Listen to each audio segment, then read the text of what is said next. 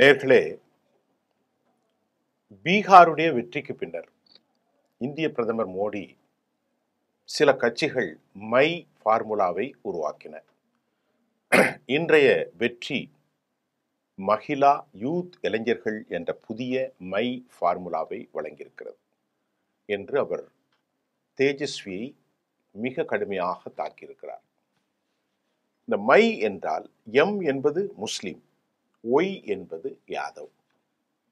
இந்த நிலையில மிக சிறந்த வெற்றியை பெற்ற பாரதிய ஜனதா இஸ்லாமியர்களுக்கு எதிரான கருத்துக்களை வெளிப்படையாகவே வெட்கமின்றி பேசி வருகிற அசாம் முதல்வர் ஹிமந்த் பிஸ்வா சர்மா தலைமையிலான பாஜக அமைச்சரவையில் அங்கம் வகிக்கக்கூடிய அசோக் சிங்கால் இவர் பீகார் வெற்றி தொடர்பாக பதிவிட்டிருக்கக்கூடிய ட்வீட்ல ரொம்ப கேவலமான வன்முறையை தோண்டும் சர்ச்சைகளை ஏற்படுத்தியிருக்கிற அளவிலே அவர் பேசியிருக்கிறார்.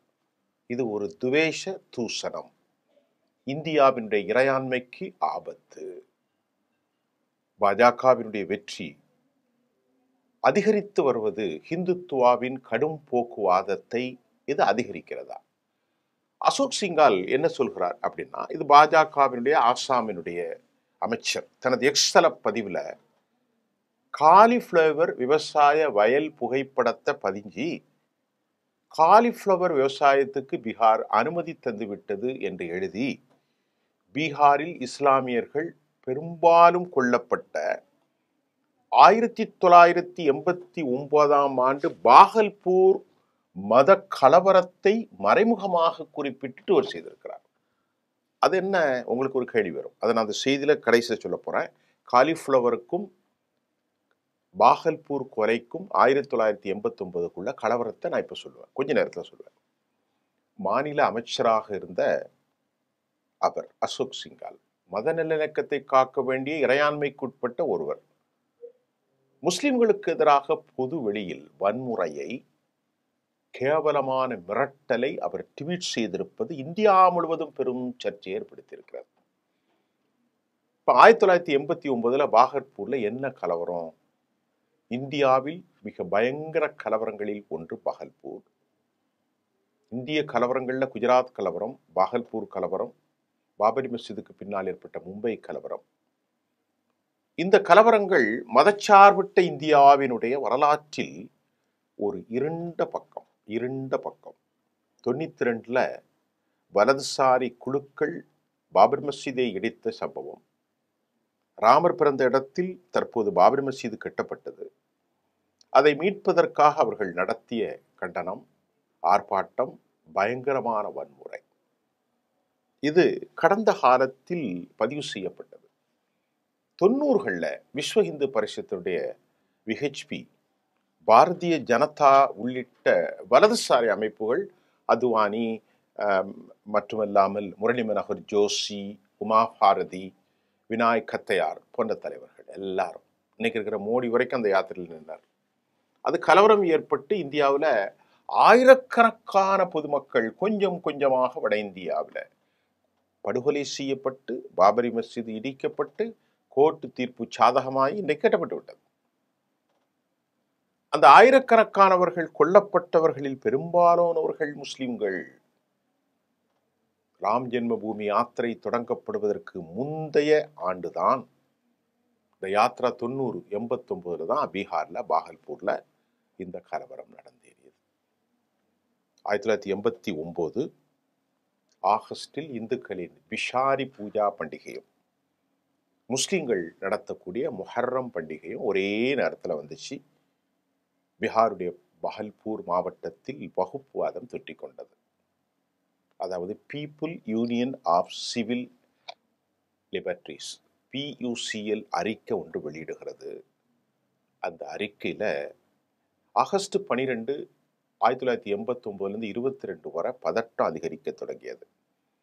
இந்த பதட்டத்துல தான் அயோத்தியில ராமர் கோயில் கட்டுவதற்கு விஸ்வ இந்து பரிஷத்தினுடைய அமைப்பு ராம் சீலா திட்டத்தின் ஒரு பகுதியாக பாகல்பூர்ல ஊர்வலம் நடத்துறாங்க. நல்லா கவனிங்க.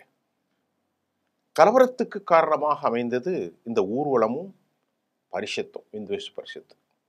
1989 அக்டோபர் 24 மதக்கலவரம் வெடிச்சது. பகல்பூரில் முஸ்லிம்கள் அதிகமாக இருக்கிற இடத்துல தாதாபூர் பகுதியில் ராம்ஷிலா ஊர்வலம் நடந்தது. 2 கோஷங்கள் எழுப்பியது, வன்முறை ஏற்பட்டது.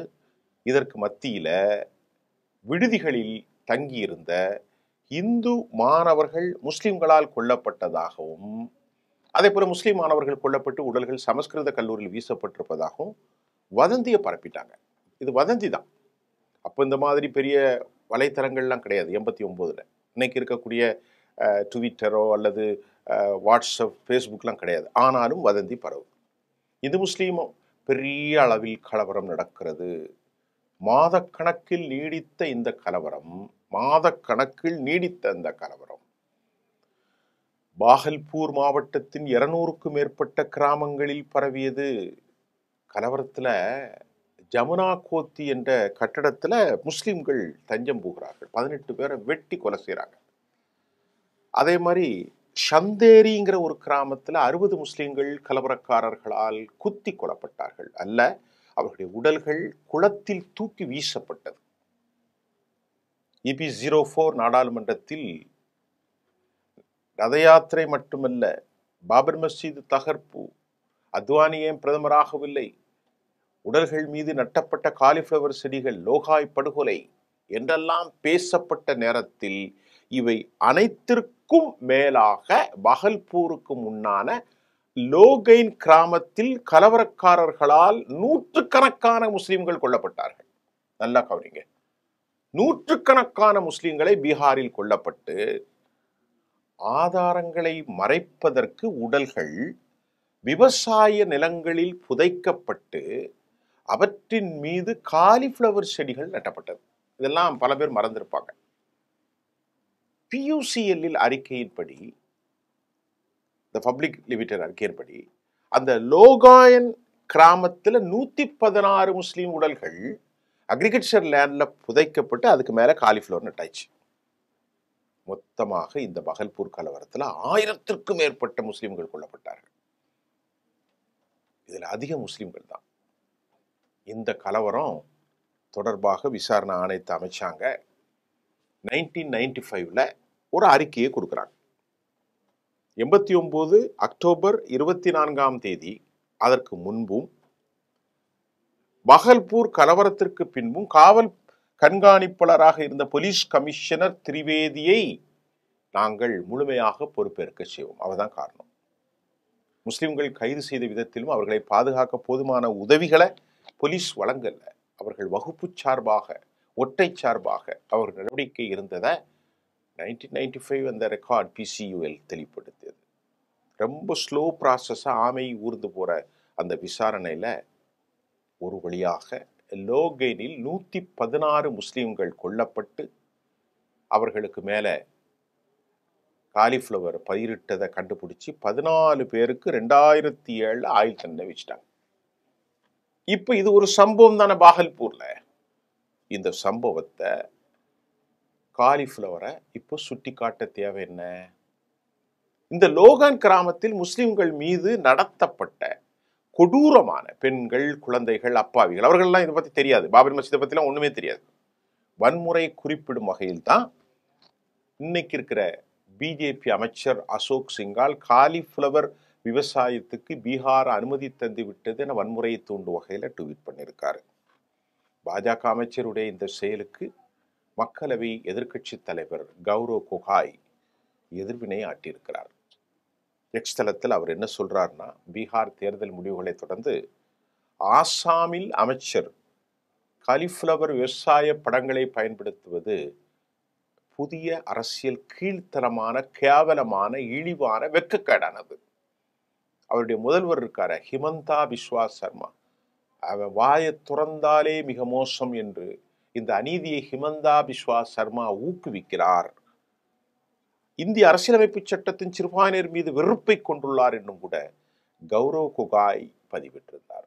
திரிணாமுல் காங்கிரஸ் MP ஷஹேத் கோலா அசோக் சிங்காருடைய இந்த பதிவு கடுமையான குறிப்பிட்டிருக்கிறார்.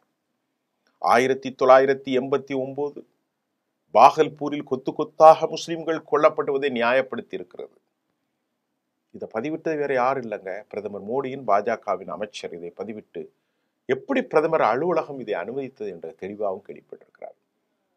இந்த சர்ச்சையில எதிர்க்கட்சிகளுடைய எதிர்வினைக்கு பாஜக தரப்பில் எந்த ஒரு மறுப்பும் இதுவரை வெளியாகவில்லை.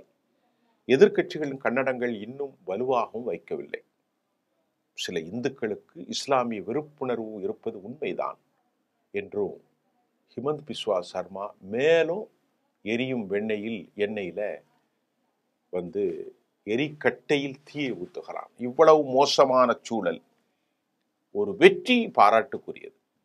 பீகாரில் வெற்றி நாம் ஏற்றுக்கொள்ளலாம், அதில் எந்த தவறும் இல்லை. ஆனால் கலவரத்தை தூண்டுகிற பிஜேபி அமைச்சர்கள் எவ்வளவு கேவலமான நடைமுறைக்கு சென்றிருப்பது. படுகொலைகள் இல்லாமல் அமைதியும் சுயராஜ்யமும் சுயாதீனமும் இருக்கும் இந்த நாட்டை வளர்க்கும் இது போன்ற எத்தர்கள் கலவர கும்பல்கள் சொன்னா அவன் அமைச்சர் என்று சொல்ல முடியும், ஒரு ரவுடின்னு தான் சொல்ல முடியும். அந்த சமூகம்லாம் மறந்துட்டு சார். 1000 பேரை இல்ல லொகைன் கிராமத்துல 136 பேர் வெட்டப்பட்டு பெண்கள் குழந்தைகள் எல்லாரும், அவர்களுக்கு எதுவுமே தெரியாது, அரசியலும் தெரியாது, ஆன்மீகமும் தெரியாது. அப்பாவிகள் முஸ்லீம் பேர்ல வாழ்ந்துகிட்டு இருப்பாங்க. அவங்க சின்ன சின்ன வேலை செய்து சாப்பிட்டாங்க. அவங்கள கொலை செஞ்சிருக்கேன் ஆயிரக்கணக்கில். அதுல 136 உடலை தான் அந்த கிரவுண்ட்ல புரைச்சி அதுக்கு மேல அக்ரிகல்ச்சரை மணலை தூவி கண்டுபிடிச்சிட்டாங்க லோகாயின்ல. பிசிவிஎல் தெரிவிக்கிறது. இதை இப்போ நீ பதிவு பட்டிருக்கிய. உன்னுடைய புத்தி என்ன, உன்னுடைய சிந்தனை என்ன, உன்னுடைய அகங்காரம் என்ன, உன்னுடைய இரக்கம் இருந்தா சக பிள்ளைகள் அவங்க ஹிந்துவா முஸ்லிமா இதெல்லாம் நமக்கு தேவையில்லை. ஒரு உயிர் பிரியும் போது இந்த வேதனை ரொம்ப கொடூரமானது. அந்த உயிர் ஆத்மா பாருங்க, அது ரொம்ப விலை மதிக்கப்பட்டது. ஒரு தனி மனிதனுடைய கண்ணியம், ஒரு தனி மனிதனுடைய மானம், ஒரு தனி மனிதனுடைய உறவு, சின்ன விஷயம் கூட நம்ம அனுமதிக்கவே கூடாது. முறைத்து பார்ப்பது, கீழ்த்தரமாக ஏளனப்படுத்துவது, இதெல்லாம் ஒரு பயங்கரவாத நடவடிக்கை. அந்த பயங்கரவாதத்தை செய்த இந்த ஹிந்துத்துவவாதிகள் இதை இப்போ நியாயப்படுத்துறதுல பல உண்மை இருக்கு. பெரிய ஊழல் கேஸ்ல சிக்கினவர் தான் ஆசாமுடைய முதல்வர். அவர் தான் முஸ்லிம்களுக்கு எதிராக வெறுப்பை கக்கி கொண்டே இருக்கிறார். அவரு ஹிமந்த் பிஸ்வா சர்மா, அவருடைய அமைச்சர் அசோக் சிங்கால் தான் 1989 நாங்கள் காலிஃப்ளவர் தோட்டத்தை வச்சு உங்களை கொண்டு புதைச்சமே, அதை மாதிரி நிலைமை இனி வரும், அதுக்கு தான் பீகார்ல எங்களுக்கு வாக்களிச்சிட்டாங்க அப்படின்னு சொல்லியிருக்காரு. வெக்கி தலைகுறுகிறேன், வேதனைப்படுகிறேன். அசிங்கமான இந்த மாதிரி கலவரக்காரர்கள் ஆட்சியில் அமர்வது இது இந்தியாவுக்கு நல்லதல்ல. வருங்கால இந்தியாவே, அஹிம்சா தத்துவமே உனக்கு கேள்வி மட்டுமல்ல, உன் முகத்தில் கருப்பை பூசி உன் முகத்தை அவர்கள் பார்க்க முடியாத கருப்பு துணியலால் கட்டியிருக்கிறார்கள். நீதான் அவிழ்த்து கொண்டு அஹிம்சையை மீண்டும் எமது மண்ணுக்கு தர வேண்டும் என்று இறுக்கமான சூழ்நிலையில் இந்த செய்தி உங்களுக்கு வழங்குகிறேன். நன்றி.